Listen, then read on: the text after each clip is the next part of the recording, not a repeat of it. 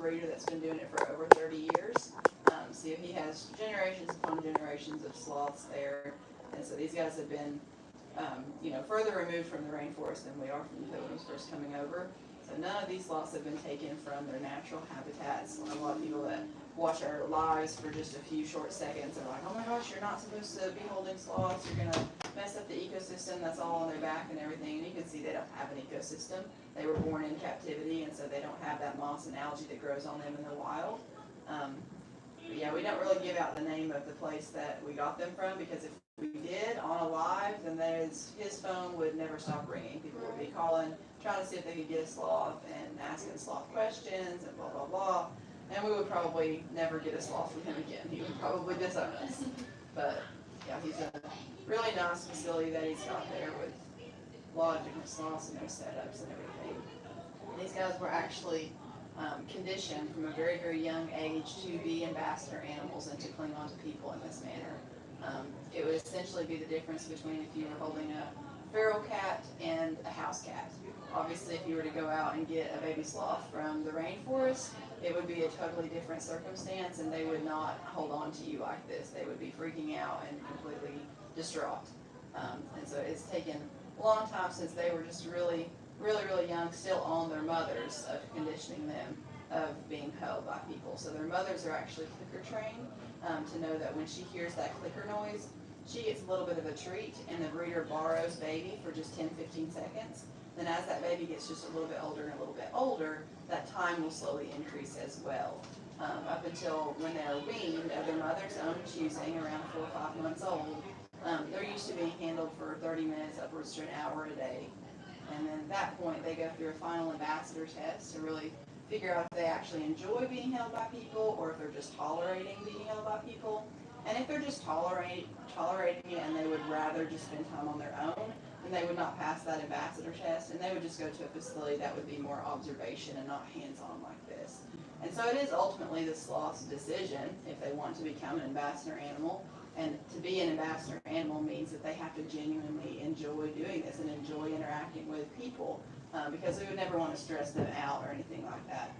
And so this is their happy place. This is what they like to do. He spends a lot of time in his basket right there in his enclosure. He has an enclosure that he has the ability to climb around, but he's still a baby, so he likes to just sleep in his basket most of the time.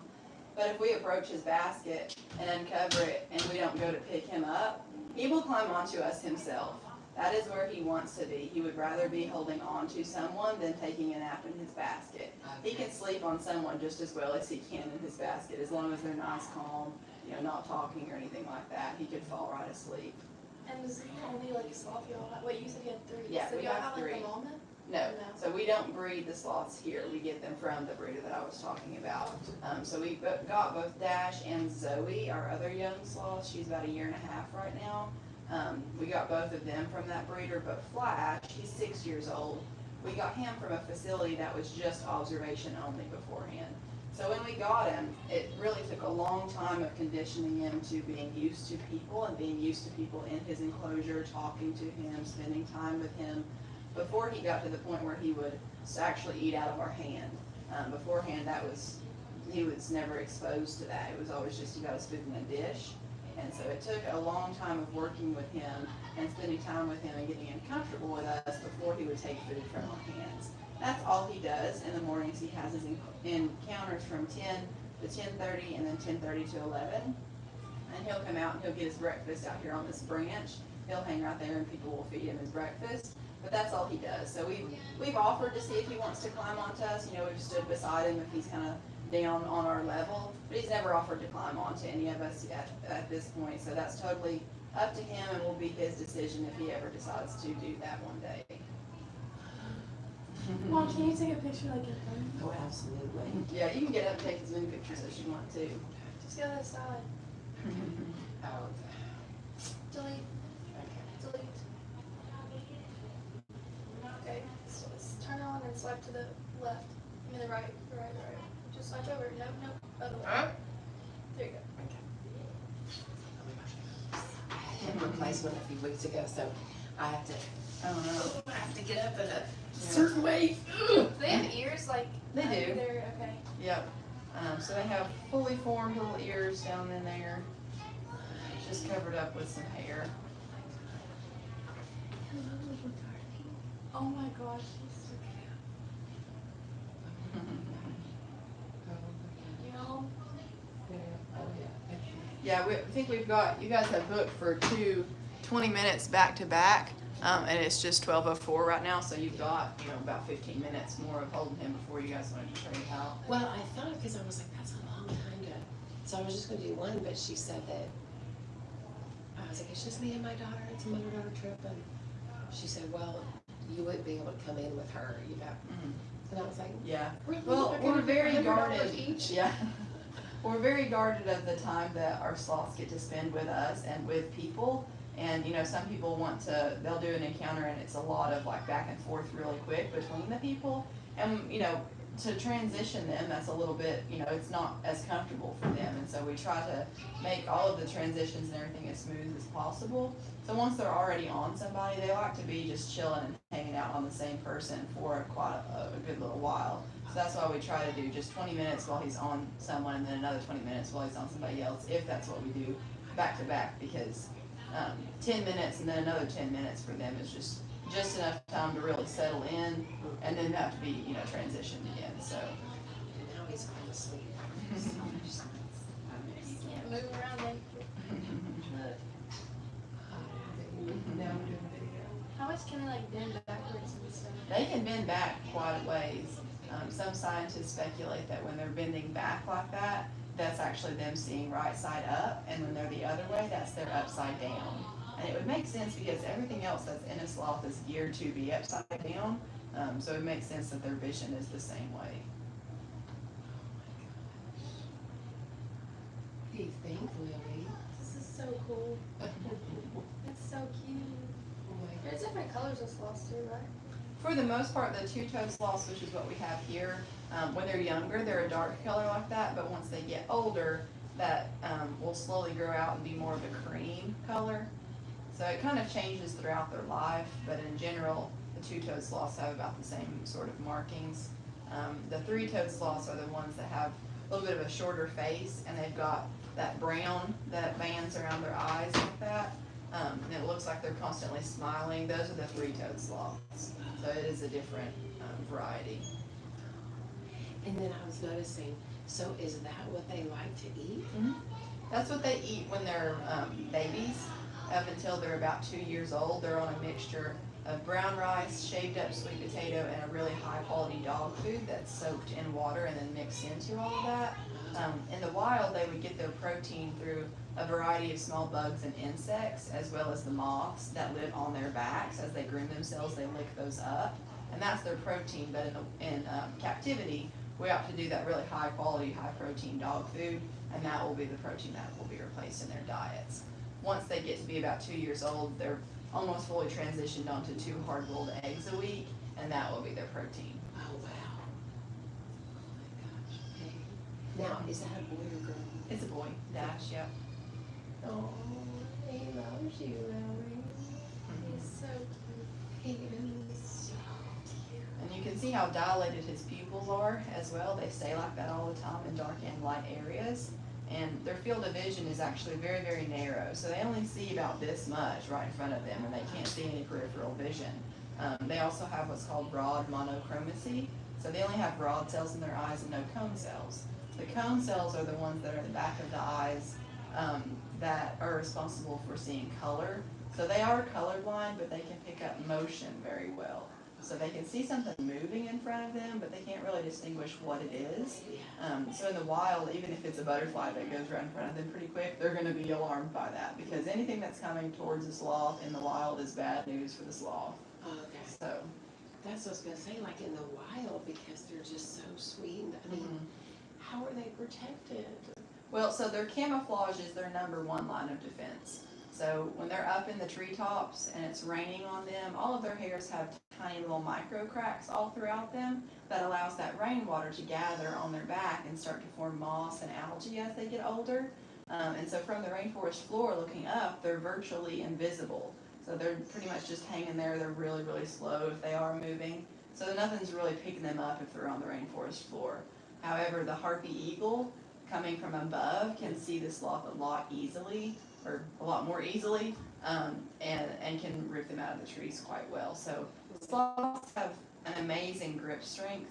So for them, it's opposite to us. So for me, if I were to try to hang onto a branch for a while, the muscles in my arms and my hands are going to start to get tired because I'm using ATP and using energy to do that.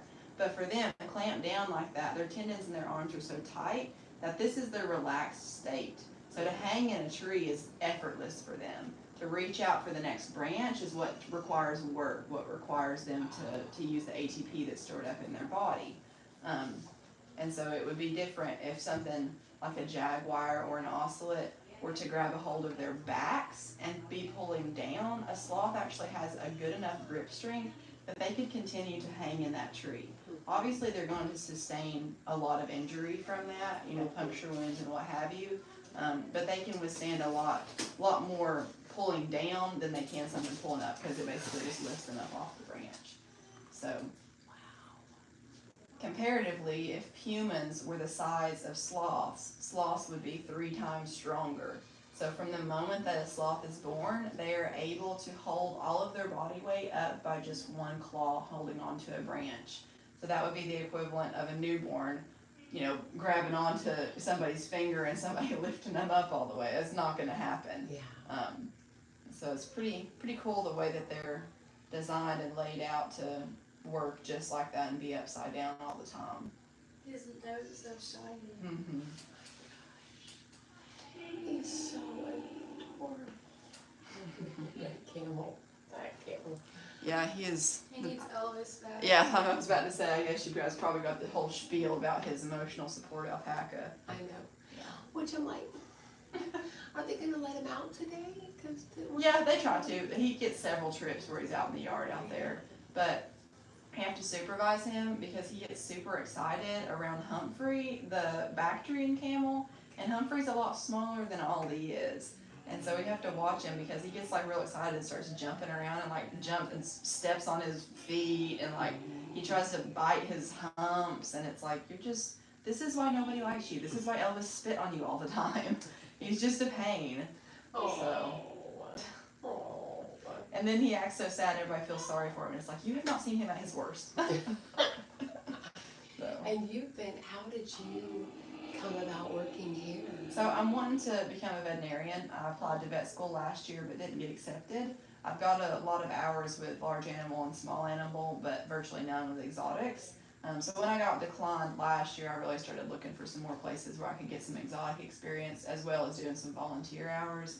And I actually rode with the large animal vet that is the vet for down here. And so I already knew all the people and most of the animals I had experience with and everything. So I just started looking around and figured out that they were looking for a sloth keeper position, someone just to do all of the encounters and to do all of their food and cleaning and basically just become a sloth expert. So I think that the title of sloth keeper would look pretty good on a vet school application for next year. So I have pretty high hopes for the next time that I apply. Oh, good for you. Yeah. That's great. Are you looking at the same school that you? Yeah, I did my undergraduate at UT Knoxville. And that's my dream school. That's where I want to get into vet school. And I got an interview with them last year, but just didn't get in. So I'm still waiting to hear back from the dean about what my strengths and weaknesses were and everything like that. That way I can better it for my next application because that's ideally where I would go. I don't really want to move out of state, but if I have to, this next time I will. Yeah. But I think that this will really heighten my application process and everything. So I have high hopes about it. Absolutely. Now, did that sloth just make noise? No. Do they make noise? They can. So they can make, if they feel startled or threatened, they can make a little bit of a hiss noise. And then the females, when they go into heat, they let out a really loud screech that if you're into music sounds like a D sharp. So it is a really high-pitched screech noise that they'll make until a mate comes to find them. And then they can also make a little whimpering noise. So like I said, these guys' happy place is on one of us. And so if I'm in her enclosure and I'm not paying attention to her, she's climbing through the trees trying to get me to pick her up and she's going, woof, woof, woof. and should just make that noise the whole time. And so that's why when I go to put her up, I have to get out pretty quickly, otherwise she starts climbing back at me. And he does the same thing if I go to put him back in the basket and I leave it uncovered and he's looking at me and I'm not paying attention to him, then he gets pretty upset and he'll be going, woof, woof, woof. Oh, how sweet. So, does the other one come out for showings, or y'all just do that? Zoe is the Sloth Snuggles, I think. He's Sloth Cuddles, and you get 30 minutes with her, and she does the same thing that Dash does, but it's funny because we call him our belly baby, because he likes to stay pretty wrapped around our torso like that, and then Zoe, she would much rather be up high on you so she can wrap her arms around your shoulders. Yeah. And then we also have Flash, but he's basically just feeding him his breakfast and learning all about him and where he came from and things like that. But like I said, he's never offered to climb onto us, so we just feeding him his breakfast in the mornings. Okay. And he literally looks like he's following us. It's like claws. Does that hurt you? Yeah, you can tap, and if he doesn't loosen up, then just move it just a little bit. We're trying to teach him that tap tap means to loosen up. So yeah, just go ahead and just move the foot just a little bit. Yep. So since he's only 8 months old. They're very long. Yeah. He's only 8 months old, so he's still learning what everything is and still understanding that the tap tap is just a reminder to loosen up just a little bit, because their normal is just clamped down like that. And his nails are a little bit sharper because he doesn't climb as much as the other two do. Oh my gosh. I love him. He's so sweet. Look at his little eyes. I mean, he's so peaceful that like you're looking at me, you're like, I'm like, now I'm tired. Somebody brought up the idea the other day that we needed to get a lazy boy in here and offer like sloth naps and bring Dash out and just let people sleep with him. But I'm like, I don't really think that we have enough space in here for that. But I definitely think people would take us up on that offer. Oh, they absolutely would. Take a nap with Dash. Oh my gosh. So you have Dash, Flash, and Zoe. And our next one we'll name Chloe. Are y'all gonna get another one? Yep, so it'll be from the same breeder that we got Zoe and Dash from. We thought that we were going to get one last month, but she ended up not passing the final ambassador test, so she would just rather kind of chill out on her own and not have to be held by people so much. So she went to a different facility. So now we're just on the wait list for the next baby that does pass the ambassador test. That's female, and then we'll get her. So there's no way to tell when that will be. Just because when the babies are weaned, that is completely of their mother's own choosing. And sometimes, it's not always that the mother will wean the baby. Sometimes in the wild, the baby will wean itself. They are very solitary animals in the wild, and it's very rare to see two sloths in the same tree. If you do, it's either because they're about to mate, have just got done mating, or it's a baby and a mother that are slowly separating. So they don't feel like they have to spend much time with mom after. If she's done producing milk, then the baby's just kind of like, well, what am I doing hanging out here? And then we'll go off and find their own tree. So for them to fall asleep, can they fall asleep hanging?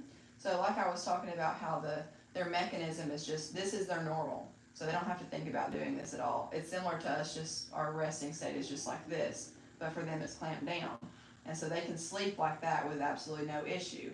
And what it would actually take work to do is to loosen that up and to actually straighten those claws out. So they can sleep completely upside down like that.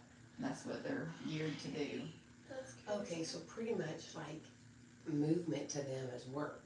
Exactly. Okay, I get Which it. is why scientists used to think that sloths slept upwards to 20 hours a day.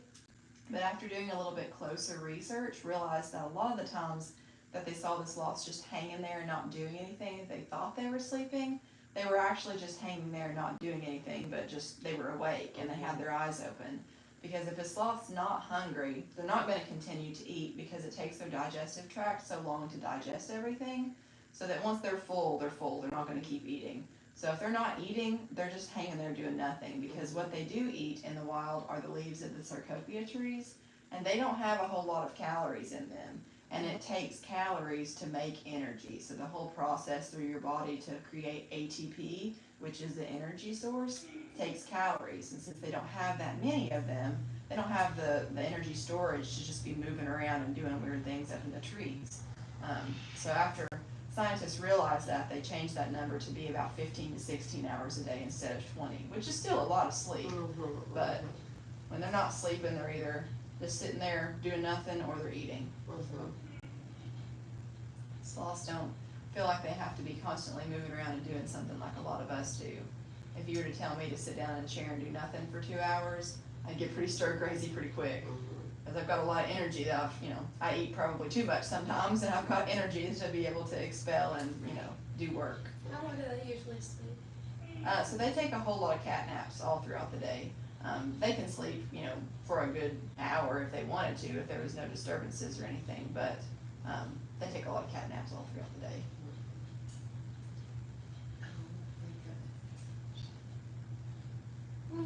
That's all it's amazing. So sweet. So sweet.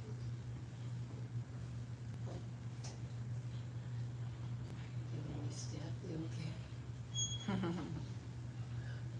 Oh. Hey, boy. Now, who was giving us the farm tour, the owner, John, is his name John? Okay. He was saying something about, you want me to video something? Okay. He was saying, something about y'all are, you have to be real particular how many times they interact. Exactly. Yeah. So none of our sloths interact for more than 2 hours total a day.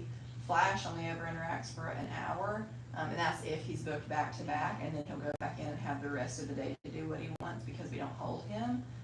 But all throughout the day we have different little sessions. Like Flash, you've got 2 booked, or Dash, you've got 2 booked back to back. So that's 40 minutes, and then right afterwards he's got another 20 minutes, and he's done till like 3 or 4 o'clock, and then he'll have another encounter. But we are very particular about the time that we get to spend with them because they sleep so much. And sloths are a lot like us in the way that a lot of us like routines and schedules that we stick to. And so Flash knows when we get here at 9:30 in the morning, takes us a little while to chop up his veggies, and then when the people come in to do the encounter, he got 30 minutes of getting his breakfast. So he gets that routine down, and he knows that if we're in here chopping up veggies and we don't open up his door, he's smearing his little nose right here in the corner of the door to try to get us to open it up. And which is why we didn't always used to have this here. We started to realize that, if we don't pay attention to him first, he's asking for attention, which is why we built that branch that comes out here for him to be able to come out and do interactions out here.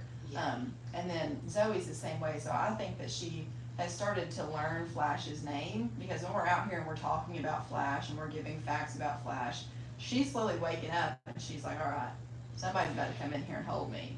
And she, if somebody just books for Flash and it's not a VIP where they come in afterwards and interact with her, she's kind of still on the edge of her little hammock in there, like looking around like, who's gonna come get me now? Right. And so if I have nothing else to do, I'll go in there and hold her for a little bit, just because she gets to expect that that's what's gonna happen. Right.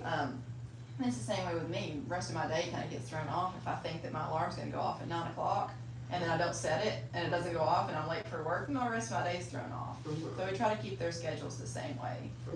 And Dash, he's still learning his schedule because he is still young, and sometimes it varies just a little bit. But he's always happy for a snuggle any time of the day. But Oh my gosh, no kidding. I mean, it's just adorable. it has been about half the time. If you want to, do you guys want to switch over? Okay, sure. I'll get him and then I'll transfer him on to you.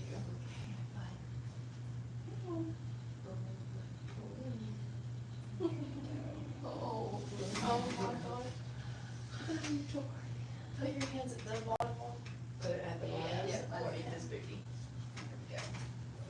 There we go. And sometimes you'll see facilities that advertise as drop-in sloth encounters. And you really have to do research into facilities like that because, sloths are a lot like us. They like to have routines, and if that facility is open for 7-8 hours a day, and all day you can come in and interact anytime you want to. Some days they might have a slow day where there's just 1 or 2 or maybe no people that book. And then on other days, you've got a full schedule and that sloth is booked back to back to back to back with encountering with people, and that's, pretty unpredictable life. And so that's why we try to keep our sloths on a pretty strict schedule, and we don't vary from that. So even if somebody comes in and they're doing another tour for the day, and we're already pretty much booked on our schedule, and they ask if they can do a sloth encounter, it's a no. You've got to book ahead of time because there've got to be slots for it. And you know, even though we can turn away business doing that, it is a requirement for these guys. We don't want to book them to the point where like, okay, where's my nap time? So we give them plenty of time to be able to do sloth things and do what they want to do in there. I love that. It's so clear being here. You really put the animals first, and it's just so impressive. Yeah. We always tell people that human safety is our number one concern. So if you guys were out to be doing a farm tour and one of our llamas reached over the fence and grabbed somebody by their hair, you know, that llama is going to be put in their place.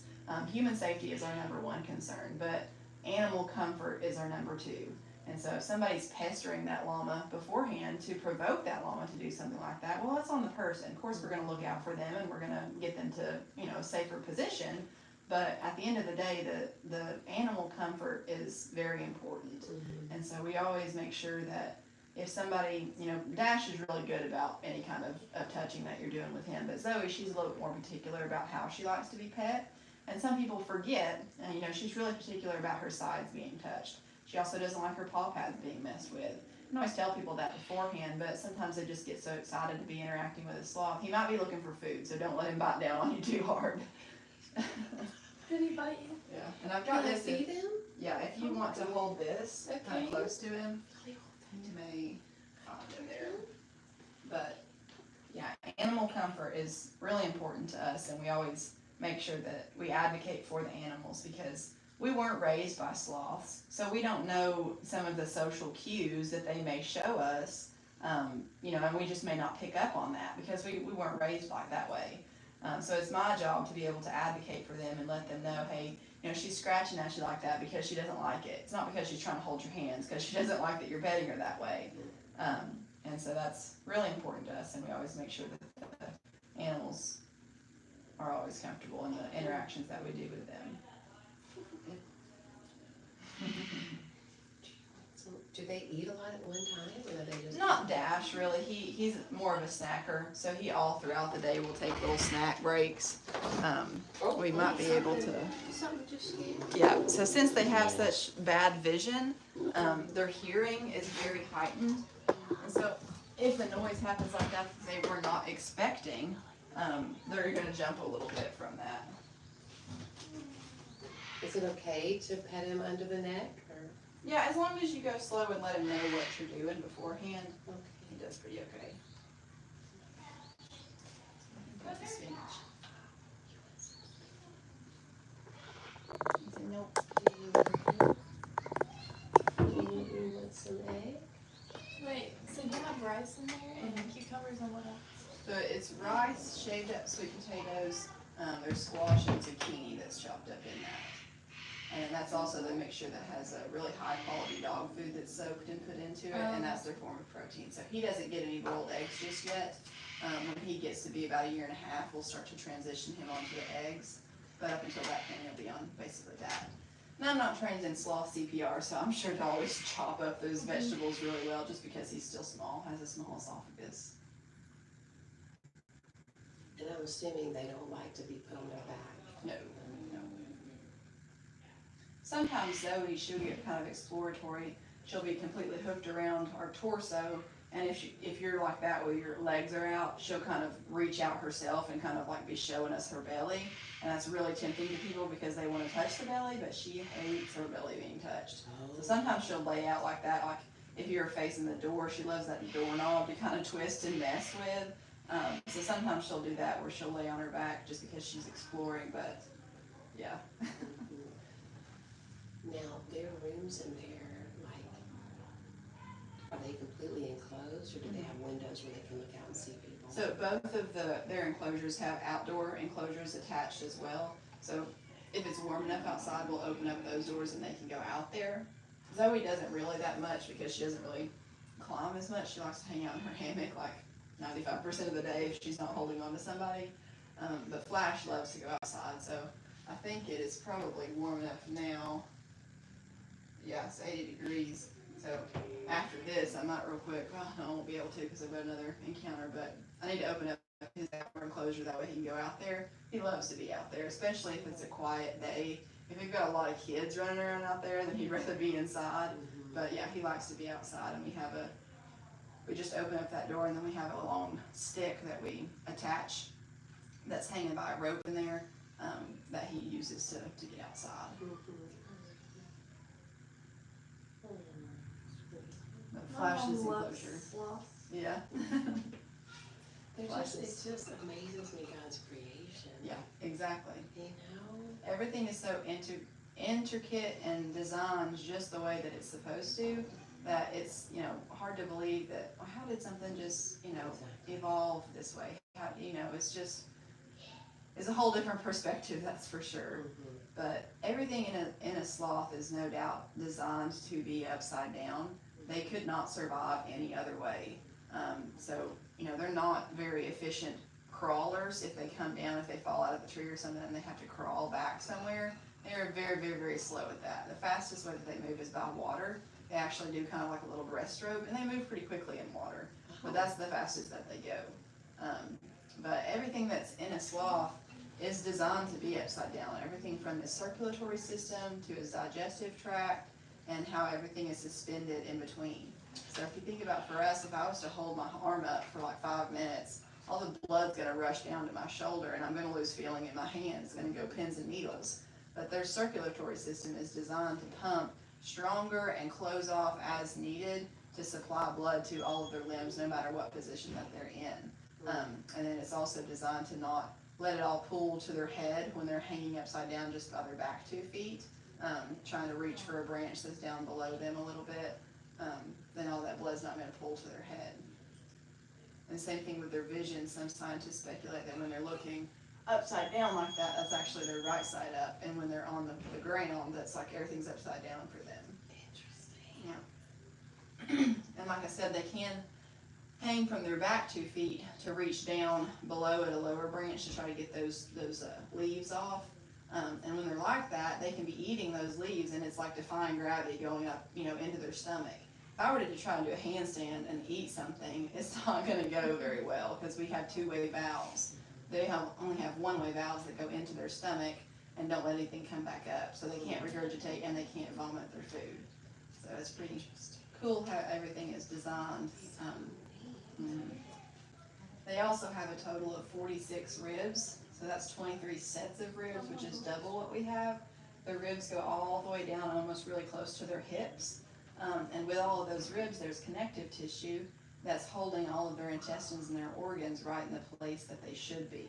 So if the sloth were to take a fall, they can actually survive a fall from up to 100 feet in the air, because when they hit the rainforest floor, their intestines and their organs are so tightly suspended in the middle of their body cavity that they're not going to slam into their body cavity and create internal damage. If we were to get into a car accident, a lot of the internal damage that we can sustain is from all of our intestines and organs slamming into the front of our body cavity. But they don't have that issue, so they're going to survive that fall. Their first instinct to do if they're falling out of the tree is to just airplane mode. Everything goes out and they land like a pancake. So it's pretty cool how they can survive that. And it's really best case scenario for them if something is after them up in the treetops, say a jaguar or an ocelot. Their goal is to get to the end of the branch, and that branch is either going to run out of branch room and it's going to bend and break, and they're going to both go tumbling to the rainforest floor, and the ocelot or jaguar is almost definitely not going to survive that fall because they're not designed for that. So the sloth's just going to kind of look over at them and go, aw, aw, and go right back up the tree. So. But because they're so slow, wouldn't the panther ever get to them? Well, usually they spend most of their time out on the ends of the branches because they like the newest, freshest leaves that are growing, and those a lot of times grow on the end of the branches. So that's where they are most of the time anyway, is already pretty far out there on the branch. And they can hold on to branches that are pretty small, and a jaguar is pretty large, so it takes a pretty daring jaguar to go out there after them towards the end of the branch, but they do say it sometimes. But the harpy eagle is definitely the number one thing that's out to get them. I can spot them a lot easier from the tops of the trees. Anything, bud? I know, what's So he doing cute. now? Is he just being curious? Yeah. And I guess I think I'm feeling some ears over here. Yeah, so they're just behind some hair that's hiding those ears. Yeah, I was like, Oh, oh, darling. You're so sweet. Huh? Did you have a meet with us? So I can eat.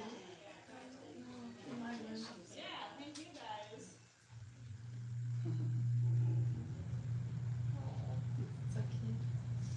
Well, I want him to be able to, I'm willing to cut my part short for him to be able to get on this little branch in there for a little. Okay, I will when we have just a few minutes late, I'll get him and we'll.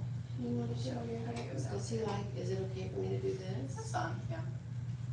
As long as you don't come out of nowhere and just touch him, real quick, he's pretty chill with it. So he's a lot more acclimated to all different types of touches, because we've worked with him on that. So he was a little bit more sensitive when we first got him, but while he's eating and he's a little bit distracted, we'll slowly, as much as it grinds my gears, some people pet upwards against the hair, and so I try to make sure that he's used to that and used to the cat scritches real lightly using my nails, because some people do that. Even though with Zoe, she cannot stand that at all, and I try to tell people every time beforehand, just slow pets with the open hand, and they get so distracted by what I'm talking about and what I'm saying, and just overwhelmed with holding the sloth that they forget, and they'll do the cat scritches, and she's like, stop it.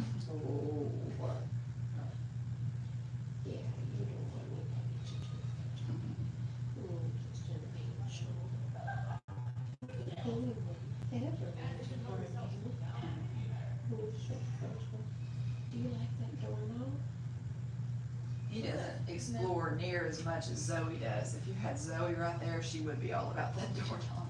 And the pocket right there for a drink in that chair. Actually, I don't know if something has spilled in that or what, but she is obsessed with the mesh of that pocket. She'll like grab onto it and start licking it all over, and I'm like, you're such a weirdo. That is so funny. Do you want to go into your branch for a little bit? Should I have a break? You do. Oh my gosh. so cute. I love you. Oh, We have a few more minutes. I know, but I feel like, We only have 4 minutes. yeah, I feel like he might want to go on break for a second. Well, he actually stays in a little basket right there. Yeah. In his enclosure up at the main house, we put the whole basket in there, and there's branches and everything up above that he can climb if he wants to. Most of the time he just stays in the basket though, which is why his nails are just a little bit sharper. As he gets older and starts to climb more, they'll naturally wear down a little bit. Now, how do they clean themselves? Or Yeah, so they just turn around, they groom themselves similar to cats. They'll just lick their fur. Their spines are really bendy. They have extra vertebrae in their spines as well that can allow them to, they can turn like 180 degrees at their hips. So even if their hips are facing this way, they can turn their spine all the way back to look behind them. The three-toed sloths, they don't have extra spines or extra vertebrae in their lumbar spine. They have it in their cervical spine, so in their neck. So they can be holding onto the branch and turn their neck all the way back to look behind them. The three-toed sloths also have just a little bit of a tail that sticks down, and it's thought that, I don't think we've covered it yet, but it's thought that the three-toed sloths have an even greater population of moths that live on them, because when the sloth comes down to use the bathroom, they go to the same pile that they did the week prior, and in that pile is moth larvae that will climb up onto the sloth, and if they have a little tail, they use that to kind of burrow a little hole in the ground or in that dung pile, so it allows them to climb up a lot more easily. And there is a symbiotic relationship between the moths and the sloths. So the moths obviously benefit because it's a transportation to and from the breeding ground, and moss and algae that they have that's growing on them as well is their food source. And then the sloths benefit because when they do groom themselves, they lick up a portion of those moths, and it helps to replenish their bacteria that's in their gut, and that's what digests their food. So they digest their food through an enzymatic process. Unlike us, we use an enzymatic process. So they can constantly replenish that stock if it were to ever run low in the wild. However, in captivity, since we don't have moths, we have to really be sure that we stay on top of their temperature, because if their temperature drops much below 78 degrees, they can't maintain it themselves. So that gut bacteria will begin to deplenish. So as long as we keep everything in order and everything the way that it should be, constant temperature requirements, humidity requirements, dietary requirements, their gut bacteria will stay the same the rest of their life. If something stressful were to happen, like if a door were to be left open overnight and the temperature were to drop, a lot of that bacteria would begin to die off, and it would be quite hard for the sloth to digest their food. So it's really something that we have to stay on top of. And we've got cameras in both of their enclosures that we're constantly checking through the evenings to make sure that everything looks right and everything's set up the right way, the way that it should be. So are they fixed so they can't? They are not, so they are still intact. But we don't have any plans to breed them in the future, so we just keep them separated. Sloths are already very antisocial animals. They are solitary in the wild, so they don't feel like they really need roommates. Sometimes we're holding Zoe, we'll be feeding her out here, and Flash will come out and he'll be reaching down trying to get our attention to feed him. And Zoe sees that as an opportunity to kind of reach up and see what he's about. And they'll kind of like link hands for a minute, and then he's like, no, that's not what I'm looking for. You are not food. So they could really care less about each other, but.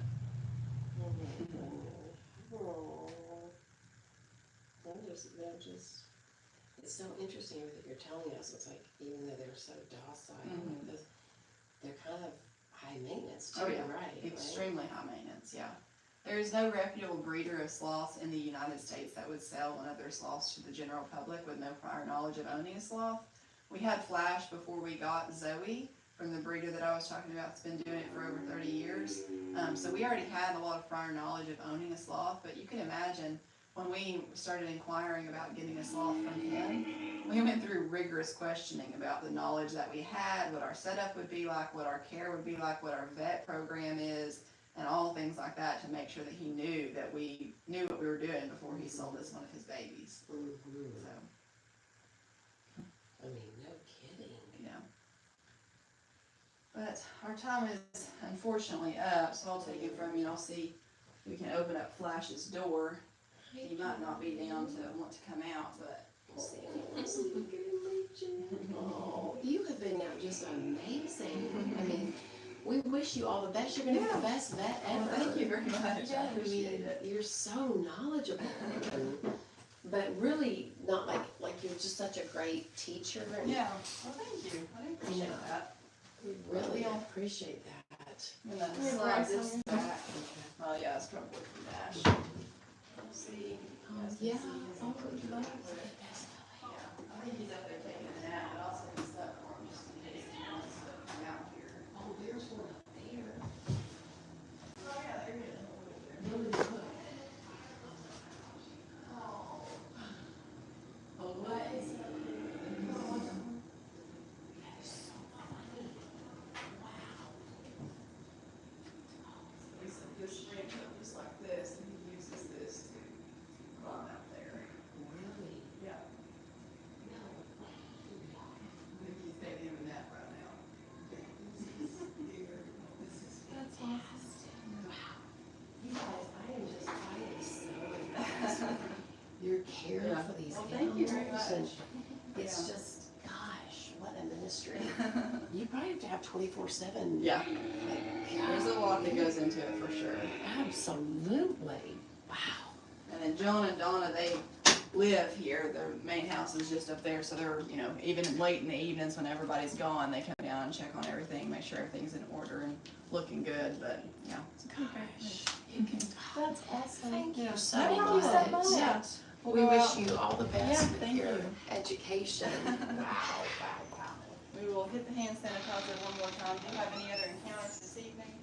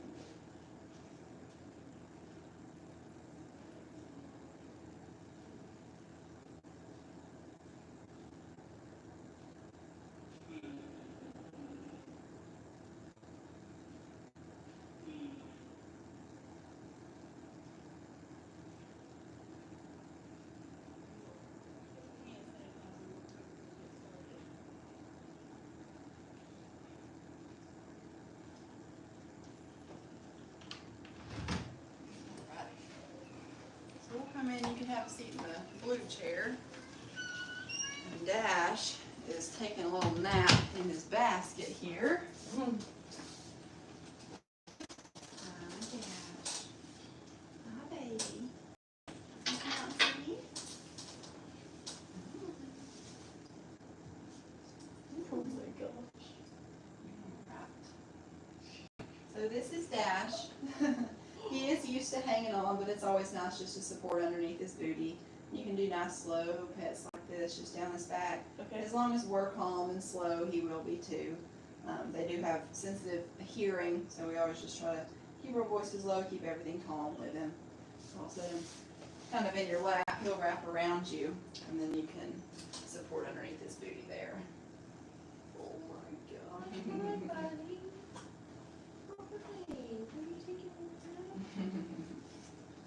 Now, sloths sleep a lot throughout the day, so.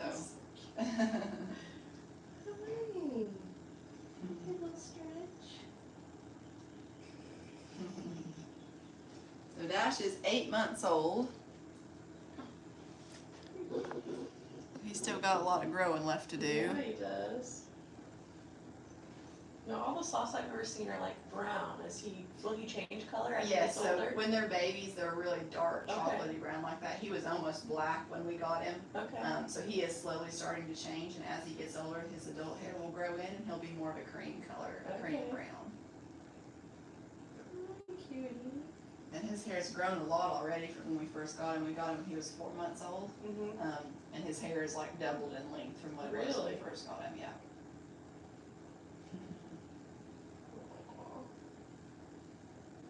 We just went on a cruise to Honduras because I wanted to hold a sloth, and they just like banned it like 2 weeks before I got there. Mhm. But you couldn't hold it. And I was like, Yeah. so sad. Yeah. Did you still end up going on the trip? Yeah, Yeah. we got to get close to them and Mhm. get pictures and stuff, but we didn't get to hold them or touch them at all. Yeah. What did they have it like in a little facility down there, or how did they have it set up? Yeah, it was kind of like a farm like this. It Yeah. was like an iguana farm, and they Oh. had sloths too. Yeah. And they had monkeys and Yeah. parrots. How did they have it banned? Was it the conservancy agency that had banned The it? government had come in like a month before that and banned it because there was a lot of people that weren't like farms like that doing it right. They were just individuals who weren't really Okay. caring for the animals, Yeah. so Yeah. they just made it to where you couldn't do it at all. And, Gotcha. Yeah. which is kind of sad because the businesses are really starting to suffer there because, you know, a lot of people were canceling their Yeah. excursions because they wanted to hold a sloth. Exactly. Yeah. Because who wouldn't want to hold you? But that is a big battle that they're facing down there right now, is that, you know, a lot of the natives, when they know a cruise ship is going to Yeah. come on board, they'll go out into the rainforest and get a sloth. They're looking for a young sloth that's not going to be as aggressive, Uh-huh. that they can show off to people and just make a quick buck. It's so Um, sad.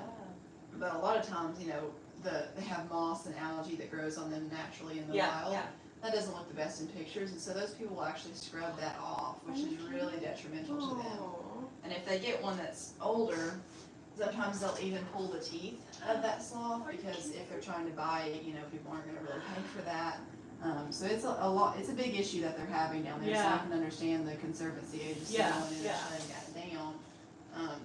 But yeah, that's always part of our spiel that we talk about here, is that you always have to do your research into places like that you book with, because unfortunately, they're not all ethically run. Right, right. And, you know, places like this, that Dash and Zoe are both ambassador animals. They were raised to be this way. Uh-huh. They went through a final ambassador test before leaving that program, that showed that they actually do enjoy being held by people and interacting with people. Okay. The ones that don't pass that test still have been raised in the same way, but they would just rather, you know, spend time on their own and not have to be interacting with people. And those sloths would go to a facility similar to just a zoo, like an observation Right, only. right. But yeah, these sloths enjoy doing this, and it's not always the case with places like that Yeah. where they're native to, because Yeah. oftentimes they are just brought, you know, from the rainforest. So you always ought to do your research into places like that and everything beforehand. I didn't know that there was actually like actual farms down there that Yeah, had, you yeah. know. This Did place they, is called Daniel something. did they say how they had like acquired the sloths that they had? Yeah. That's okay.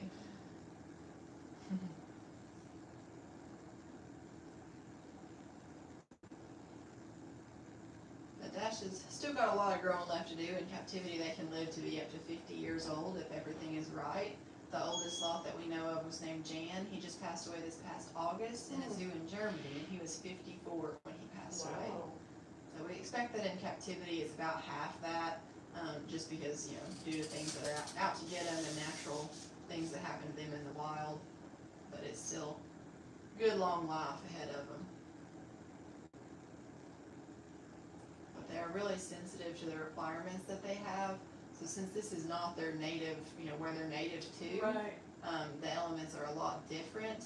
And down in Costa Rica and Guatemala, Honduras, places like that, it's really hot and humid. So their temperature requirements their sweet spot's like 78 to 85 degrees, or even just a little bit more than that. But if it drops below 78 very much, the bacteria that they use in their digestive tract to digest their food will begin to deplenish. And if it begins to deplenish like that, they're not going to be able to digest their food as well. So that's a big issue with the captive sloths, is that, if we were to accidentally leave the door open overnight or something to their outdoor enclosure and the temperature drops to be like, 70 degrees, that's really bad news for a sloth, and it would be really difficult to get their digestive tract back on the way that it should be with the bacteria to digest everything. He's so soft. I didn't expect him to He be this is. soft. Yeah. A lot of Thought it would be people more see, coarse. yeah, they see pictures of the ones in the rainforest that have moss and algae that's Yeah, growing yeah. on them. So they come here and they're thinking that it's going to be really rough and coarse. But if you were to look at a sloth's hair under the microscope, there are several tiny little micro cracks all throughout each individual hair that allows, in the rainforest, when they get rained on, that rain will accumulate on their back and start to grow that moss and algae because it gets stuck there in the hairs. That moss and algae is really important to them in the wild because they use that as camouflage. So from the rainforest floor, looking up at the sloth's back, they don't move very much, and if they are moving, it's very, very slow. Right. So it blends in pretty well. From the top looking down, you can spot a sloth a lot easier, and which is why their number one thing that's out to get them is a harpy eagle. So from the top, they can be ripped out of the branch a lot easier because their locking mechanism is due to really tight tendons that are in their forearm. So clamped down like this around a branch is just effortless for them. It takes no energy. What takes energy is to actually have to open up that claw. But if a eagle gets a hold of them and lifts them up, they come off the branch a lot easier. They actually have the grip strength to be able to withstand a jaguar or an ocelot holding onto their back and dangling down. Really? Obviously, they're going to sustain substantial injuries from that they may not recover from, but their claws have the mechanism to be able to withstand that. That's crazy. But that is their number two thing that's trying to get a hold of them in the rainforest, or jaguars and ocelots. Most of the time, sloths hang out towards the end of the branches. You're like licking his tongue. If you listen closely, you can kind of hear a squeaking noise if he opens and closes his mouth. Those are actually his teeth rubbing Okay. together, and they actually sharpen every time that they do that. Like grinding. Yeah. But the sloths usually hang out most of the time towards the end of the branches because those are where the most freshest leaves are going to be. They really like the new, smaller leaves that are growing in. They'll eat all of it, but that's what they prefer. So they spend their time out on the end of the branches. And if a jaguar or an ocelot was daring enough to go out there and try to get them and ended up breaking the branch, both the sloth and the jaguar could go tumbling to the rainforest floor, and the sloth would almost definitely survive that fall. Jaguar might not be so lucky, even though people think about cats trying to land on their feet. Right. Might not be so lucky because the sloths are actually designed to withstand falls from up to 100 feet in the Oh my air. gosh. Wow. They have a total of 46 ribs, so that's 23 sets of ribs, and they go all the way down on him. You can almost kind of feel it, almost down all the way to their hips. And with all of that, there's connective tissue that's holding all of their intestines and organs right in the right place, suspended in the middle of their body cavity. So when their body smacks the rainforest floor, their intestines still stay in the middle where they're supposed to be. For us, we can get a lot of internal damage Right. due to if we were to fall or get into a car accident or something. A lot of the internal damage we can get is our organs Liver, and intestines yeah. slamming against the front of our body cavity. But for them, everything is so tightly held and where it's supposed to be, they don't really have that issue. Unless they were to fall right on their head or something. But typically for them, when they go to fall, they just kind of airplane out and they'll land like a pancake. And they can, most of the time, walk away from that and go back up the tree. That's crazy. We saw them in Costa Rica a couple years ago. We went out on a tour and like drove around the area, and a guide would like point them out in trees and stuff. It was really cool Yeah. to see them like in their natural habitat. And that's the way to do it too. If you want to get respect for some sloths, Yeah. is to see them out there where they're naturally. And you're right, they were like way out on the ends of the branches and. Yeah. What do you think? You already got lots of 11s today? Yeah. And that is his happy place too, is on somebody. So if I were to uncover his basket there and leave it uncovered and me still stand pretty close and not go to try to pick him up, he'd get pretty antsy about it. He'd start climbing up, Really? trying to reach to me. Oftentimes, if I'm here chopping up veggies and he's in his basket, he'll uncover himself because he knows that I'm standing right here, and he'll go reaching out real far trying to get my attention to pick him up. Actually, the other day, I was trying to get all these veggies chopped, and he was reaching out so far that he ended up falling out of the basket right here, and I'm like, you goof. And then I felt bad for him and held him the rest of the time. And yesterday, I only had like a 10-minute break to eat my lunch, and so I was trying to eat my Subway, and he was here in the basket, and I'm eating right here, and he's like reaching for me, looking all pitiful. So I holding him on one hip like a baby, holding his food right here to keep him occupied, and eating my food at the same time. I'm like, this is ridiculous. This would be the best job ever. I'm talking about you. Do you want me to take some pictures for you? Yeah, please. Unstick my legs here. With my iPhone. Yeah.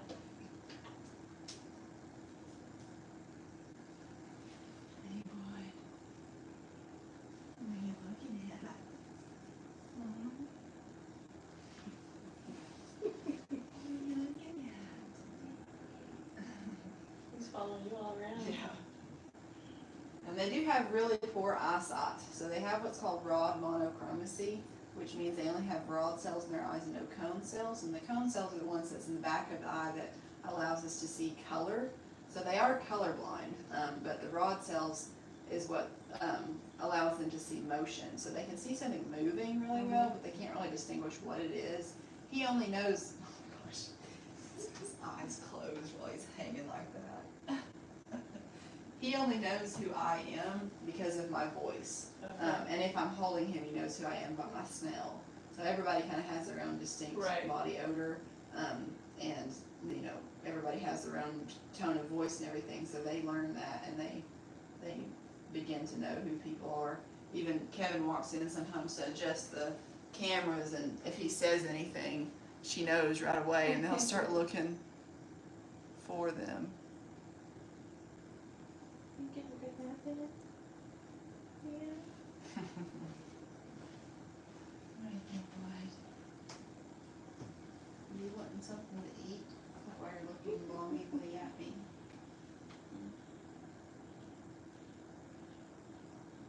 He's like, I'll take that, thank you. Joy's teeth are tiny. Mhm. They're like little puppy teeth. Yeah, but if you see them back there, they are pretty sharp. A lot of Mhm. people don't realize that they are sharp like that. They line up just right to be able to grind the food down. Similar to how our molars are, but they're just not flat. But they still work to grind it down. They're good. Look, pretty good stuff. I like spinning. Yeah.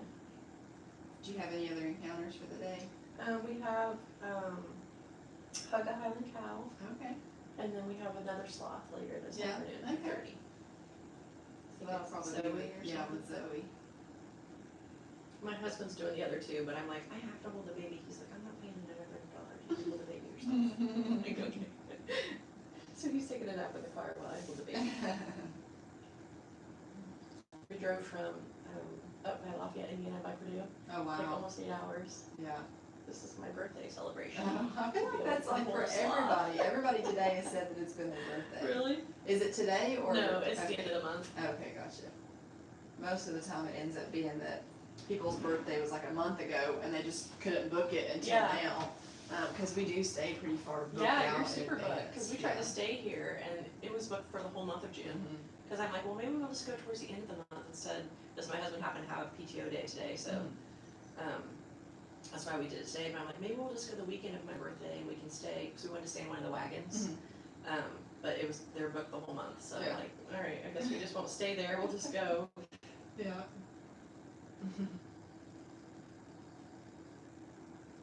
So what's your plans after this?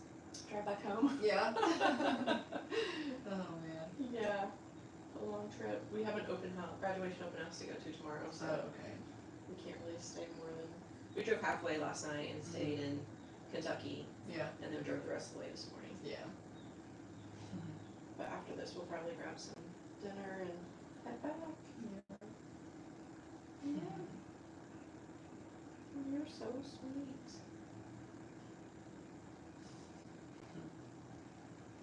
And his claws are pretty sharp now because he's young. Uh-huh. But as he gets a little bit older, their claws actually continuously grow throughout their lives, but they'll grind them down as they climb and things like that. But he doesn't climb as much right now because he's still little. So where are they when he's not in his basket? Where is he at? So How does he- climb and stuff? So if he's not in his basket when he's down here, he's on somebody because he stays up at the main house. Okay.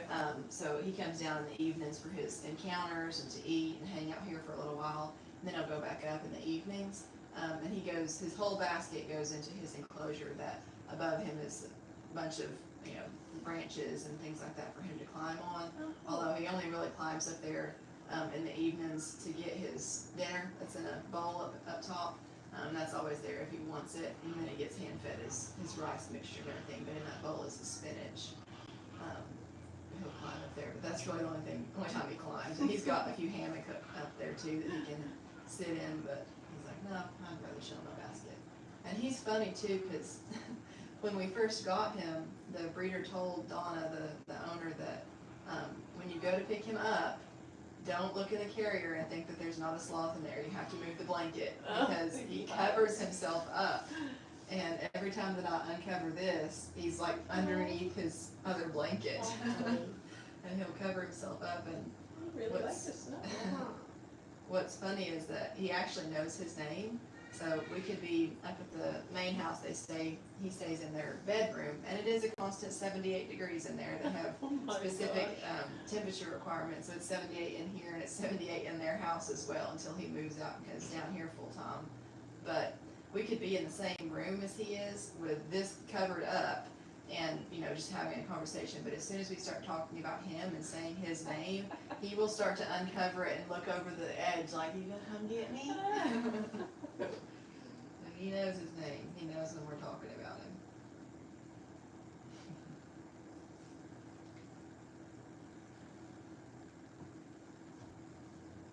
I think.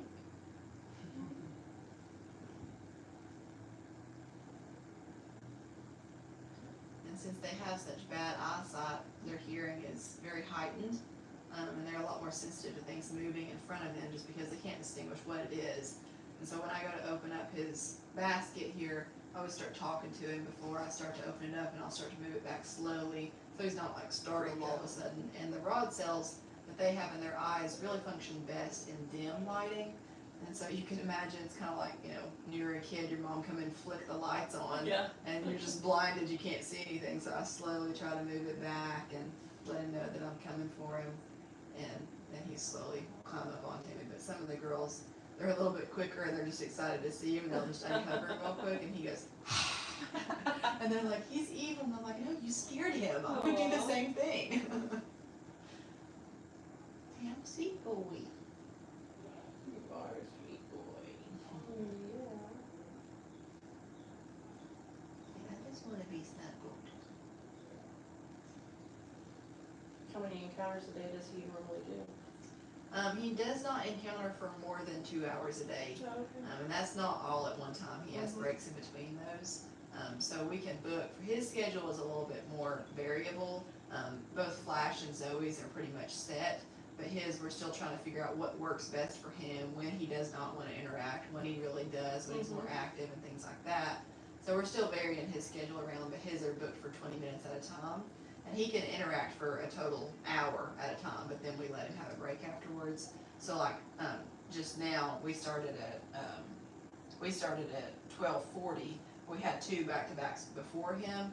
So he started at 12 o'clock and then he's gonna end now at 1 o'clock. And then he'll have a break, and I don't think his next encounter is for, if he even has one, it's later in the day. No, he's done for the day. So this will be his last encounter. And we'll still come in when we have breaks and stuff, and we'll feed him.